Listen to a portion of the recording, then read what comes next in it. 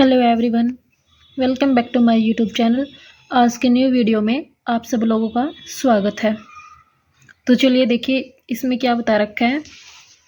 Chapter 22 जो है हमारा, ठीक है, द हेल्पिंग प्रिंसिपल, सेक्शन 1 है इसका, ठीक है। ये 2 सेक्शन में डिवाइड कर रखा है बुक में ही, तो इसके बारे में हम करेंगे। इसमें क्या बता रखा है, टी और डी के लिए उनसे पहले वाले जो कॉन्सोनेंट है ना, उनको छोटा करना बता रखा है, ठीक है। यानी कि जिस भी वर्ड के लास्ट में टी या फिर डी आ जाए तो वो वर्ड जो है वो टी डी के लिए छोटा हो जाएगा, लेकिन कंप्लीट वर्ड छोटा नहीं होगा। छोटा क्या होगा, टी डी से बिल्कुल जो पहले वाला कॉन्सोनेंट है ना वो छोटा होगा, ठीक है। तो चलिए देखिए इसमें क्या बता रखा है। स्टार्टिंग में देखिए बुक में, ठीक है, ये इन्होंने बता रखा है कि टी डी का एडिशन करना है हमने, ठीक है। एडिशन करेंगे, मैंने एक चीज़ आपको पहले भी बताई थी कि तब भी हम किसी वर्ड को छोटा करते हैं तो इसका मतलब ये नहीं है कि भाई उस वर्ड से कुछ कट गया, ठीक है। ये हिंदी स्टेनो जो बच्चे कर रहे हैं उनको मैंने जब चैप्टर करवाया था ये, तो उनको भी मैंने चीज़ बताई थी, आप लोगों को बता रही हूँ कि अगर कोई भी कॉन्सोनेंट आपको छोटा दिखाई दे रहा है, हाफ साइज में दिखाई दे रहा है, तो इसका मतलब ये नहीं है कि उसमें से कुछ घटा है या फिर कुछ कटा है, उसमें कुछ ना कुछ ऐड हुआ है, ठीक है। उसमें एडिशन है किसी न किसी कॉन्सोनेंट का, ये चीज़ ध्यान रखना, ठीक है। और एडिशन हम किसके लिए सीख रहे हैं अभी, टी और डी के लिए, ठीक है। तो इसमें देखिए टी और डी यानी कि इनके लिए कैसे कर सकते हैं, ठीक है। बुक में एक रूल बता रखा है, देखो, light strokes is helped for T only, ठीक है। यानी कि हमारे जो लाइट बनने वाले स्ट्रोक हैं, लाइट हमारे कौन कौन से आते हैं, जैसे पी हो गया, टी हो गया, ठीक है। इसके बाद में के हो गया, चे हो गया, एफ हो गया, ठीक है, एस हो गया, इथ हो गया, इस हो गया, जैसे एन होता है, इंक हमारा डार्क होता है, ठीक है। तो इन्होंने क्या बता रखा कि लाइट जो स्ट्रोक हैं यानी कि जो हल्की रेखा से बनने वाले स्ट्रोक हैं उनको हम सिर्फ टी के लिए छोटा कर सकते हैं, ठीक है। और जो गाढ़े यानी कि जो हैवी स्ट्रोक हैं जैसे बी, डी, जे, गे, ठीक है, इंग, तो ये जो हैं ये डी के लिए छोटे हो सकते हैं, ठीक है। लेकिन ऐसा इसमें जो रूल दे रखा है इन्होंने, ये रूल पूरी बुक में तो कहीं भी फॉलो नहीं है, ठीक है। तो हम इस चीज़ को लेके नहीं चलेंगे कि हल्कों को हल्के के लिए छोटा कर सकते हैं और गाढ़ों को गाढ़े के लिए छोटा कर सकते हैं, नहीं।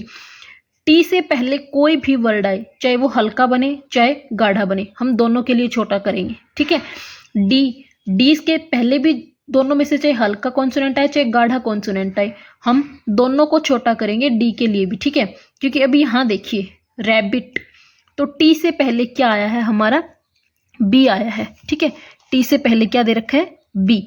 तो अभी देखिए बुक में यही देखिए बी को छोटा कर रखा है, ठीक है, हाफ साइज। अब देखो बी तो हमारा डार्क था, गाढ़ा बनता था, और टी लाइट बनता था। अभी यहाँ पे देखो बुक में छोटी कर रखी है ये चीज़, लेकिन इन्होंने ऊपर क्या किया है कि ये छोटा नहीं होगा, ठीक है, लेकिन ये छोटा होगा। रैपिड, ठीक है। तो अब इसमें देखिए डी, डी हमारा गाढ़ा बनता है और पी जो है हमारा हल्का बनता है। तो अब देखिए गाढ़े के लिए हल्के को छोटा कर दिया, ठीक है। तो कंफ्यूज नहीं होना इसमें कि हम इसको किसके लिए छोटा करें, उसको किसके लिए छोटा करें। हमने सिर्फ एक चीज़ ध्यान रखनी है कि टी डी जिस भी वर्ड के लास्ट में आ जाए उससे पहले वाले कॉन्सोनेंट को हम छोटा करेंगे, ठीक है। तो अभी देखिए ये जैसे रैबिट, रैबिट लिख दिया इन्होंने, ठीक है, ये हो गया। तो रैबिट को हम कैसे लिखेंगे, रै को लिखा हमने इस तरीके से, ठीक है। भैया आपने पेन या पेंसिल को दोबारा नहीं चलाना, ये पेन बीच में इंक छोड़ गया था इसलिए दोबारा चलाया, ठीक है। तो रै लिखा, अभी बी को हाफ कर देंगे अपनी साइज का, ठीक है। अब बै के साथ में ई की वोवल आई है, तो जो वोवल आई ना वो यहीं पे लगेगी, रैबिट, ठीक है। रैपिड ये लिखना है, तो हमने क्या लिखा, आर लिखा। अभी देखो पी को डी के लिए छोटा कर दिया, ठीक है, क्योंकि देखो गाढ़ा है ये हल्का है, ठीक है। तो हमने दोनों को छोटा किया, दोनों सेम बने हैं, ठीक है। रैपिड या रैबिट में कोई डिफरेंस नहीं है, दोनों सेम बने हैं, ठीक है। डिफरेंस तो किसका है, यहाँ पे पी का है, यहाँ पे बी का है, यहाँ पे भी ये डार्क है ये हल्का है, ठीक है। तो हमने समझना अपनी कॉमन सेंस के अकॉर्डिंग पड़ेगा कि ये हमने किसके लिए छोटा किया है, ठीक है। तो ये चीज़ ध्यान रखना आप लोग। जैसे हमने लिख दिया क्रेडिट, ठीक है। तो अब देखिए क्रेडिट, ठीक है, डी आ गया, डी और टी दोनों एक साथ आ गए। ठीक है, तो जो लास्ट में है ना वो देखना है हमने, उसके लिए ये छोटा होगा। ठीक है, भले ही दोनों कॉन्सोनेंट एक साथ में आए हैं लेकिन छोटा सिर्फ एक के लिए होगा, सबके लिए छोटा नहीं कर सकते। जैसे देखिए हमने क्या करना है, कै के साथ में रै की हुक लगाई। ठीक है, और डी को टी के लिए छोटा कर दिया, क्रेडिट। अदरवाइज हम कैसे लिखते इसको, क्रे डी और ये ट, क्रेडिट, ऐसे लिखते। ठीक है, लेकिन अभी देखो हमने डी को टी के लिए छोटा कर दिया तो इस तरीके से हो जाएगा। ठीक है, ऑनर्ड ये आ गया, तो हम क्या करेंगे, एन को आर की हुक लगा के, ठीक है, डी को हम ऐसे लिखते थे ऑनर्ड। ठीक है, तो अभी हम क्या करेंगे, ओ की वोवल लगाएंगे और इसको छोटा कर देंगे। ठीक है, छोटा किसके लिए किया, डी के लिए। ठीक है, अभी यहां पे देखिए डी से पहले क्या है, आर। ठीक है, तो छोटा क्या होना चाहिए था, आर, लेकिन आर तो हमने लिखा ही नहीं। आर को हमने क्या बनाया है, हुक बनाया है। आर को हम छोटा कब करते, तब आर को हम कंप्लीट कॉन्सोनेंट लिखते। ठीक है, लेकिन यहाँ पे तो हमने कंप्लीट कॉन्सोनेंट लिखा ही नहीं, हुक लगाई है। तो अब हुक लग गई तो ये हुक जिस कॉन्सोनेंट के साथ में लगी है ना वो वाला छोटा हो जाएगा। ठीक है, ये किसके साथ में लगी है, एन के साथ में लगी है, तो एन छोटा होगा, ध्यान रखना। ठीक है, अप्लाइड ये लिखना है हमने। देखो एल छोटा होना चाहिए लेकिन एल की हुक लगेगी, किसके साथ लग रही है, पी के साथ में, तो एल से पहले वाला पी छोटा होगा। अब अप्लाइड, ठीक है, ऐसे लिखा जाएगा। समझ में आई ये चीज, ना समझ में आए तो कमेंट करके पूछ लेना। वीडियो अच्छी लगे तो लाइक कर दिया करो, चैनल को सब्सक्राइब कर लो और वीडियो को शेयर करना चाहते हो तो शेयर भी कर दिया करो। ठीक है, इसके बाद में देखिए नेक्स्ट जो हमें दे रखा है, ठीक है, ये यहाँ पे कि ये जो है जो हम स्ट्रोक लिखते हैं अगर उसके साथ में लास्ट हुक आती है। ठीक है, लास्ट हुक हमारी कौन कौन सी होती है, एन की हुक होती है, एफ वी की हुक होती है। ठीक है, दोनों हमारी लास्ट की हुक होती हैं।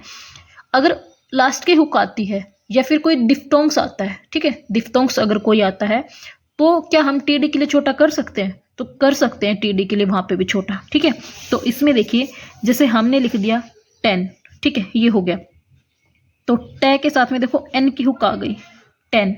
ठीक है, कंप्लीट लिखा, टेंट। अभी देखो टी आ गया लास्ट में। ठीक है, तो टी से पहले छोटा क्या होना चाहिए था, एन होना चाहिए था, लेकिन एन की तो हम हुक लगा रहे हैं, तो अब एन की हुक जिसके साथ लग रही है ना वो कॉन्सोनेंट। ठीक है, तो हम क्या करेंगे, टी के साथ में एन की हुक लगा के छोटा कर दिया, टेंट। ठीक है, अगर ऐसा छोटा आपको जहां पे भी दिखाई दे तो इसका मतलब क्या है कि ये छोटा कर रखा है या तो टी के लिए या फिर डी के लिए। ठीक है, तो अब टेंड ये तो हम नहीं मान सकते। ठीक है, तो वहां दिमाग में आएगी कि टेंट, हाँ टेंट तो वर्ड भी है। ठीक है, टेंडर वो चीज अलग हो जाता है। ठीक है, टेंडर, तो वहां पे टेंडर वो बीच में आया है, ठीक है, लास्ट में नहीं आया।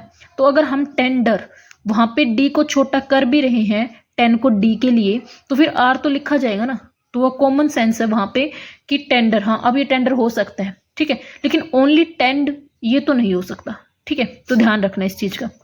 जैसे हमने लिख दिया फ्यू, ठीक है, तो फ्यू को हमने कैसे लिखा, फ्यू ये लिख दिया। ठीक है, बुक में एक चीज बता रखी है हमें, इस चीज पे ध्यान दीजिएगा। ठीक है, कि इन्होंने क्या कर रखा है, जैसे हमने फ्यू लिखा है तो अभी यहां पे देखिए आपको साफ साफ दिखाई देगा फ्यूड। ठीक है, अब ये देखिए लाइन के ऊपर है, सिर्फ लाइन के ऊपर ही छोटा कर रखा है। ठीक है, यहाँ पे इसको देखिए प्राउड, इसमें भी लाइन के ऊपर ही छोटा कर रखा है, और इसमें, ठीक है, सॉरी ये प्राउड नहीं प्रूड। ठीक है, तो फ्यू, फ्यूड। अब यहाँ पे देखिए फ्यू, एफ के साथ में तो ईयू की साउंड सुनाई दे रही है ना हमें, तो करना क्या चाहिए था, कट द लाइन जाना चाहिए था। ठीक है, लेकिन बुक वालों ने तो नहीं लिखा।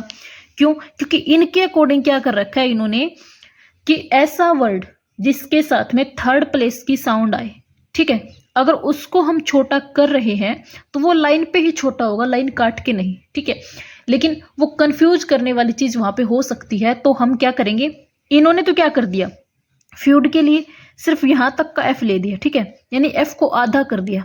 आधा करेंगे तो जाहिर सी बात है सिर्फ ऊपर ऊपर का ही तो आएगा, और ऊपर का तो हम लाइन से ऊपर ही लिख देंगे, तो ऐसे कर दिया इन्होंने तो। ठीक है, लेकिन हम कंफ्यूज ना हो इसके लिए हम क्या करेंगे, जो ये ऐसे कटता लाइन में जाने वाले कॉन्सोनेंट है ना, ठीक है, जो लाइन काट के ऐसे लिखे जाते हैं, यानी कि थर्ड प्लेस की साउंड वाले जो हैं उनको हम ऊपर ऊपर का आधा ना लेके बीच का ले लेंगे, ठीक है। ऐसे लाइन के बीच में कर देंगे काट के छोटा, ताकि हमें समझ में आ जाए, ठीक है, कि इसके साथ में थर्ड प्लेस की साउंड है।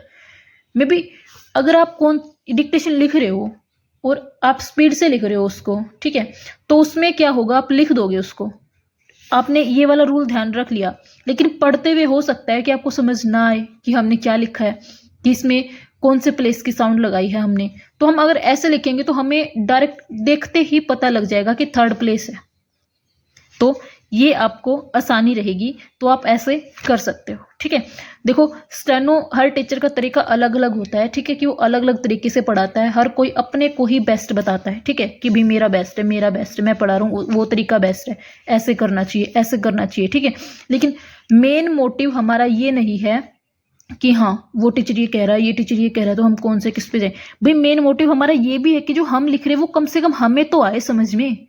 अगर वो हमें ही समझ में नहीं आया और वो किसी टीचर की उसमें नज़र में ठीक है कि हाँ ये ठीक है, ये गलत है, ये ठीक है, ये गलत है, लेकिन एग्जाम आप देने जाओगे तो लिखना तो आपने है ना, वहाँ पे लिखो भी आपके, कोई टीचर नहीं होगा वहाँ पे कि जो आपको चेक करके बताएगा कि ये गलत है, वो सही है, ठीक है। अगर आप कंफ्यूज हो रहे हो तो वो समझना भी आपको ही पड़ेगा। तो एटलीस्ट अब वर्डों को इस तरीके से सीखो बनाना कि वो सही तो हो लेकिन वो आपको भी आए समझ में, ठीक है। अगर आपको एक तरीके से समझ में नहीं आ रहा है कि बस जैसे ये तरीका ये वाला ठीक है लिखने का, लेकिन आपको ये पढ़ने में नहीं आ रही, ठीक है, आप नहीं समझ पा रहे इसको कि मैंने क्या लिखा है, तो भाई ये लिख लो, क्योंकि टाइप तो हमने करना है ना, वहाँ पे जाके पढ़ के हमने लिखना है, उन्होंने तो क्या करना है, इंग्लिश को चेक करना है, ठीक है। तो हम अगर एक आध वर्ड को अपने तरीके से लिख लेंगे तो वो चीज़ गलत नहीं है, तो आप अपने तरीके से उन चीज़ों को लिख सकते हो, ठीक है। तो आप जिसको ऐसे समझ में आए वो ऐसे लिख सकता है, ये नहीं है कि रूल में तो ये दे रखा तो हम यही लिखे नहीं। अगर आपको ये चीज़ समझ में नहीं आ रही तो आप ये वाले लिख लो, कोई बात नहीं है, ठीक है। अब जैसे ग्रामलोक्स होते हैं काफ़ी सारे वर्डों के, मे बी आपको ग्रामलोक ना ध्यान रहे लिखते हुए कि ये ग्रामलोक क्या था इसका, तो भैया आप अपने अकॉर्डिंग बना लो ना उसको, क्योंकि पढ़ना तो आपने ही है उसको, ठीक है। स्टेनो में अगर आप हल्की फुल्की गलती कर रहे हो तो आपके चल जाएगी, लेकिन अगर आपने उसको टाइप करने में वहाँ पे जो आप लिखोगे टाइप करके, इंग्लिश वाले इंग्लिश लिखते हैं, हिंदी वाले हिंदी लिखते हैं, तो वहाँ पे अगर आपने गलती कर दी ना तो फिर कोई फ़ायदा नहीं है, ठीक है। फिर आपने भले स्टेनो भी ठीक लिखी हो लेकिन उसको पढ़ने में वहाँ टाइप करने में गलती कर दी तो कोई फ़ायदा नहीं है आपका ठीक लिखने का भी, ठीक है। लेकिन इसका मतलब ये नहीं है कि आप गलत ही लिखो, स्टेनो को लिखना भी रूल के अकॉर्डिंग है। ये सिर्फ इसलिए बता रही हूँ कि एक आध चीज़ अगर आपको कंफ्यूज कर रही है, वो समझ में ही नहीं आ रही, तो फिर आप ऐसे चेंज कर सकते हो उस चीज़ को, ठीक है। इसके बाद देखिए जैसे ये प्लेट, ठीक है, तो प्लेट में क्या कर रखा है, पी को एल की हुक लगा के टी के लिए छोटा कर दिया, ठीक है, लेकिन प्लेड, अब यहाँ पे देखिए डी आ गया लेकिन पी हल्का कॉन्सोनेंट है तो यहाँ पे डी के लिए छोटा नहीं किया इन्होंने, ठीक है। ये वही रूल जो मैंने स्टार्टिंग में बताया था ना कि हल्के को हल्के के लिए, गाढ़े को गाढ़े के लिए, ठीक है। लेकिन हमने ऐसा नहीं करना, हम टी डी जहाँ पर भी आ जाएगा वर्ड के लास्ट में उससे पहले वाला चाहे हल्का हो चाहे गाढ़ा हो हम छोटा करके चलेंगे, ठीक है। साफ सीधी सी बात है। जैसे गरे, ठीक है, गरेड ये आ गया तो गे को रे के साथ में डी के लिए छोटा कर दिया, ग्रीट, ठीक है, लेकिन यहाँ पे टी आ गया। अब देखो इन्होंने क्या कर दिया रूल के अकॉर्डिंग कि टी गे हमारा डार्क है, टी हल्का है, ठीक है, तो हमने छोटा नहीं किया, लेकिन हम कर सकते हैं, ठीक है।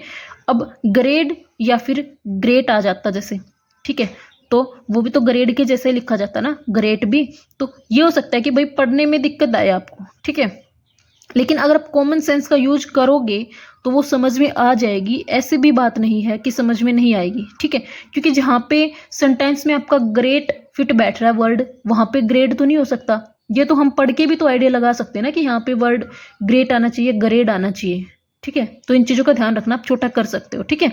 हमने लिखा फाई, ठीक है, तो देखो फाइट, टी के लिए फाई को छोटा कर दिया, ठीक है, ऑफ कंप्लीट लिखा, ऑफ्ट एफ को छोटा कर दिया। तो हमने क्या करना है, ऐसे ही करना है पूरे इसमें, ठीक है। ये इसमें देखो कोल, ठीक है, सॉरी कोट, ठीक है, तो हमने क्या किया, कोट में क्या कर रखा है, के को टी के लिए छोटा कर दिया, कोट्स, ठीक है। तो अब टी देखो बीच में आ गया तो इससे पहले हमने कै को छोटा किया, ठीक है। तो क्या को छोटा कर दिया, अब लास्ट में एस आया तो हमने एस की सर्कल लगा दी। ठीक है, कैसे लिखा है कोट्स को वो देखिए एक बार। जैसे इन्होंने क्या किया है, कोट लिख दिया। ठीक है, तो क्या को टी के लिए छोटा कर दिया। अब कोट्स आ जाए, अगर कोट्स, तो कोट के लिए तो पहले छोटा हो गया ना, अब लास्ट में जाके एस की सर्कल लगा दो। ठीक है, यही करना है सिर्फ आप लोगों ने।